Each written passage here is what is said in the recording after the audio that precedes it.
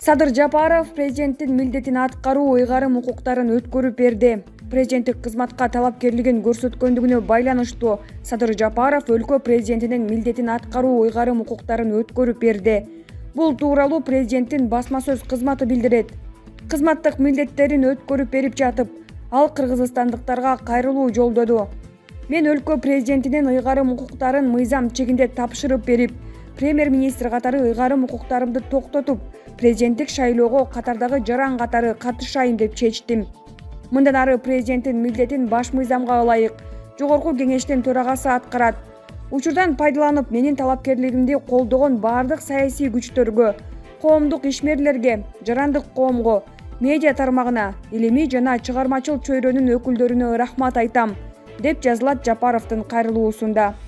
Белгилей кетсек, Садыр Жапаров 14 ноябрда мөөнөтүнөн мурда өтчү президенттик шайлоого катышуу үчүн Борбордук шайлоо комиссиясына арыз берип, тиешелүү документтерди тапшырган. Булак репортер Чекит Кейжи. Урматтуу мекендештерим, бардыгыңыздарга белгилүү болгондой, өлкөбүздө президенттик шайлоо жараяны жүрүп жатат. Мен да бүгүн президенттик шайлоого катышуу үчүн арыз бердим. Ошого байланыштуу сиздерге кайрылып олтурам. 2020 жылдын 4 октябрындагы парламенттик шайлоодогу мыйзам бузуулар 5-6 октябрдагы элдик толкундоолордун келип чыгышына себеп болду. Бишкекте жана башка аймактарда нааразычылык акцияларга миңдеген адамдар катышты. Алар кайра шайлоо өткөрүүнү, президенттин отставкасын катуу талап кылышты. Натыйжада Борбордук шайлоо комиссиясы 4 октябрдагы шайлоонун натыйжаларын жокко чыгарууга аргасыз болду. Элдин талабы боюнча мурдагы өкмөт отставкага кетти жана өлкө конституциясында белгиленген тартипте жаңы өкмөт түзүлдү. Президент Сооронбай Жээнбеков өз ыктыяры менен кызматтан чегинди. Бул 21-кылымдын башындагы Кыргызстанда болгон ири бурулуш окуялардын бири экендигинде шек жок. Бул жеңиш жалпы Кыргызстандын элинин жеңиши болду. Элдик бийлик кыска мезгил ичинде өлкөбүздө саясий жана социалдык туруктуулукту калыбына келтирди. Бардык эл аралык милдеттенмелер, буга чейинки эки тараптуу жана көп тараптуу келишимдер жана макулдашуулар толугу менен аткарылууда. Ошол эле учурда, урматтуу мекендештер, алдыбызда олуттуу жана жооптуу маселелер бар. Биринчи, элдин талабын аткаруу максатында конституциялык реформалар даярдалууда. Жакынкы күндөрү Конституциянын жаңы долбоору Жогорку кеңештин кароосуна берилет. Баш мыйзамга өзгөртүүлөр боюнча ар бир жарандын сунушу эске алынат. Жаңы Конституциянын долбоору эл тарабынан колдоого ээ болсо, өлкөдө башкаруунун жаңы системасы түзүлөт. Экинчи, келерки парламенттик шайлоолорду конституциялык реформалар аяктагандан кийин 2021 жылдын жаз айларында өткөрүү болжолдонууда. Бул маселе боюнча Жогорку кеңеш тийиштүү мыйзам кабыл алып, мен ага кол койгом. Үчүнчү, Борбордук шайлоо комиссиясы мөөнөтүнөн мурдагы президенттик шайлоону 2021 жылдын 10 январына белгиледи.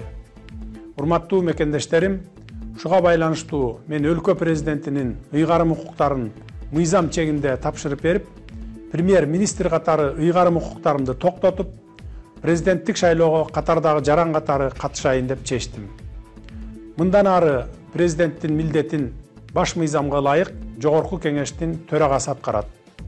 Учурдан пайдаланып, менин талапкерлигимди колдогон бардык саясий күчтөргө, коомдук ишмерлерге, жарандык коомго, медиа тармагына, илимий жана чыгармачыл чөйрөнүн өкүлдөрүнө рахмат айтам. Мага саясий кырдаалга байланыштуу ар кандай саясий күчтөрдүн басымына карабастан бир эмес 3 ирет ишеним көрсөтүп келген Жогорку кеңештин депутаттарына терең ыраазычылык билдирип рахмат айтам. Мындан тышкары чогуу иштешкен бардык бийлик бутактарынын, мамлекеттик жана жергиликтүү өз алдынча башкаруу органдарынын жетекчилерине терең ыраазычылык билдирем. Президенттик жарышка аттанган болочоктогу атаандаштарымдын ар бирин урматтайм жана аларга ийгилик каалайм. Ошол эле учурда суранып кетер элем. Шайлоодо өлкөбүздүн түндүк түштүккө элибиздин урууруга жана тууган туушканга бөлүнүшүнө жол бербейли. Ар бирибиз үчүн элибиздин тынчтыгы, коомубуздун ынтымагы жеке мансаптан бийик болуш керек. Шайлоонун шары менен амбиция калтырып, өлкөбүздүн бүтүндүгүнө, мамлекетибиздин бекемдигине доо кетирбейли. Сүйүктүү Кыргызстаныбыздын тагдыры саясаттын курмандыгы болбош керек. Биз баарыбыз кыргызстандыкпыз. Биз бирдиктүү жана көп улуттуу элбиз. Биздин саясий көз караштарыбыз ар башка, бирок көздөгөн түпкү максатыбыз бирөө гана. Ал сүйүктүү мекенибиз Кыргызстандын жаркын келечеги. Бардык мекендештериме бекем ден соолук, узун өмүр, бакубат турмуш каалайм. Жергебизде тынчтык, эл ичинде биримдик, ынтымак, ырашкерлик болсун. Өлкөбүз гүлдөп өнүксүн. Биздин ураан бирдиктүү эл, өнүккөн өлкө. Көңүл бурганыңыздар үчүн ыраазычылык билдирем. Президенттин милдетин аткаруу Талант Мамытовго өттү. Садыр Жапаров президенттик кызматка талапкерлигин көрсөткөндүгүнө байланыштуу президенттин милдетин аткаруу ыйгарым укугу жогорку кеңештин төрагасы Талант Мамытовго өттү. Конституциянын 68-беренесине ылайык жаңы президент шайланганга чейин анын ыйгарым укуктарын аткаруу милдетин эми жогорку кеңештин төрагасы аткарып турат. Ал кызматтык милдеттерине киришип жатып, президенттин милдетин аткаруучу катары элдин тынчтыгын, өлкөнүн бүтүндүгүн коргоо үчүн бардык аракетимди жасайм деп убада берди. Белгилей кетсек, президенттик шайлоо 2021-жылдын 10-январына белгиленген. Азыркы тапта арыз бергендердин саны 63 адамга жеткен. Эми алар 7-декабрга чейин 1 миллион сомдук күрөөнү жана керектүү документтерди тапшырышы керек. Андан соң талапкер болуп катталат. Булак репортер Чекит Кейже. Абдил Сегизбаев президенттик шайлоого катышуу үчүн БШКга арыз берди. Улуттук коопсуздук мамлекеттик комитетинин мурдагы төрагасы Абдил Сегизбаев президенттик шайлоого катышуу үчүн Борбордук шайлоо комиссиясына арыз тапшырды. Бул тууралуу БШКнын басма сөз кызматы билдирет. Мөөнөтүнөн мурда өтчү президенттик шайлоого катышууну ниет кылгандар 14-ноябрь саат 23:59 чейин БШКга арыз бериши керек. БШКнын 14-ноябрь саат 21:00 карата маалыматына ылайык БШКга арыз бергендердин саны 63-кө жетти. Белгилей кетсек, президенттик шайлоо 2021-жылдын 10-январына белгиленген. Талапкер болууну каалагандар 15-ноябрга чейин БШКга арыз берип, 7-декабрга чейин 1 миллион сомдук күрөөнү жана керектүү документтерди тапшырышы керек. Булак репортер Чекит Кейже.